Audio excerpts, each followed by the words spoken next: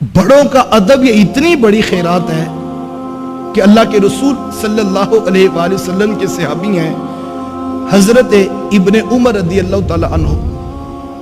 وہ کسی سفر میں تھے کہ ایک بدو عربی آگے سے آتا دکھائی دیا. آپ نے اپنی سواری کو روک کر جلدی سے نیچے تشریف فرما ہوئے اور اپنے سر کی پگڑی اتار کر اس بدو کے سر پہ رکھ دی. ادب کے ساتھ اس کی باتیں سنی اور جب وہ بدو جانے لگا تو اپنے اونٹ کی نکیل بھی اس کو پکڑا دی اور سواری بھی اس کو پیش کر دی. جب وہ بدو چلا گیا تو آپ کے غلام نے پوچھا کہ حضرت آپ امیر المومنین کے بیٹے ہیں, اتنے بڑے باپ کے آپ بیٹے ہیں اور یہ عام سادہ سا دیہاتی شخص تھا اور آپ نے اس کو اتنی عزت دی, اپنے سر کی پگڑی اتار کے اس کے سر پہ رکھ دی اور اپنی سواری بھی اس کو دے دی اور پھر آپ اس کے پاس ادب کے ساتھ بیٹھے بھی رہے, تو اس کی خاص وجہ کیا تھی؟ آپ تو خود ایک بڑے باپ کے بیٹے ہیں. تو ابن عمر رضی اللہ تعالیٰ عنہ فرمانے لگے یہ سب کچھ میں نے اس لیے کیا ہے کہ میں واقعی بڑے باپ کا بیٹا ہوں, اور جو بڑے باپ کا بیٹا ہوتا ہے وہ جو ہے وہ باپ کے رشتوں کو بھی تقدس دینے کا مزاج رکھتا ہے. کہ اصل بات یہ ہے کہ یہ جو عربی تھا نا, جب میرے باپ حضرت عمر رضی اللہ تعالیٰ عنہ موجود تھے نا, تو یہ عربی آیا کرتا تھا تو میرے باپ ان کو دیکھ خوش ہوا کرتے تھے, تو میرا جی چاہا کہ آج باپ کے رشتے کو عزت عطا کر دو. تو یہ آداب تھے جو معاشرے کے اندر موجود تھے, بڑوں کا ادب, بڑوں کو عزت دینا, اور یہ بہت بڑی سعادت مندی گنی جاتی. ہمیں اپنی اولادوں کو یہ سکھانا ہوگا کہ بیٹا جب بڑے بات کر رہے ہوں تو چھوٹوں کو خاموشی اختیار کرنا ہوگا. لیکن ہماری حالت کیا ہے؟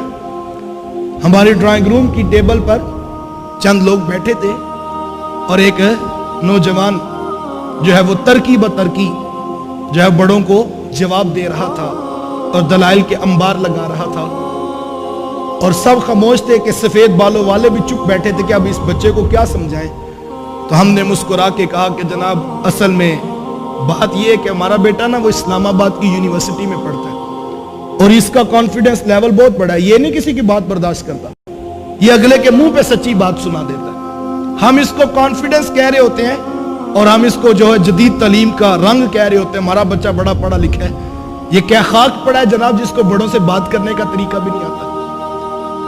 اللہ اکبر, ہمیں اس بات پر سوچنا ہوگا صحابہ کا انداز کیا تھا. آؤ میں تمہیں ایک ادب کی اور داستان سنا دیتا ہوں. صحابی کا نام ہے حضرت عبداللہ بن عمر رضی اللہ تعالیٰ عنہ.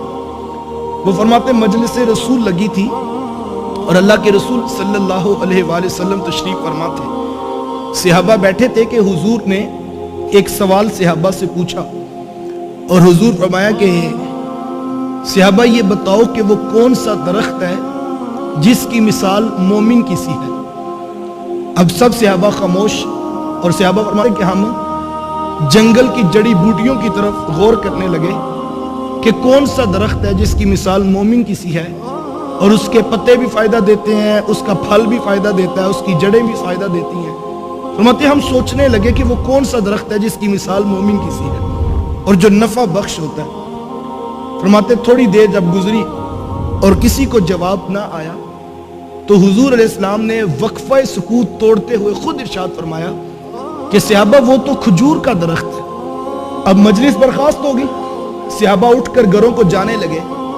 جب گھر پہنچے تو حضرت عمر رضی اللہ تعالیٰ عنہ کے بیٹے اپنے والد ماجد سے عرض کرتے ہیں کہ ابا جی آج حضور نے سوال کیا تھا نا, اور حضور نے پہلی پوچھی تھی کہ وہ کون سا درخت ہے جس کی مومن کی سی مثال ہے. حضرت عمر رضی اللہ تعالیٰ عنہ فرمایا ہاں بیٹا حضور نے یہ بات پوچھی تھی. تو کہا کہ پھر جواب اس وقت تو کسی کے ذہن میں نہیں آیا. تو ابن عمر رضی اللہ تعالیٰ عنہ عرض کرتے ہیں اللہ کی قسم ابا جی مجھے جواب آتا تھا. تو کہا بیٹا آپ نے بتایا کیوں نہیں؟ اگر آپ بتاتے تو مجھے بھی خوشی ہوتی کہ عمر کے بیٹے کو جواب آتا تھا. تو ابن عمر نے کتنا خوبصورت جواب دیا.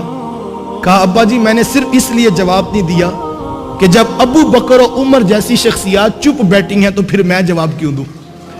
یہ تھا وہ ادب جو صحابہ کے بچوں کو بھی آتا تھا.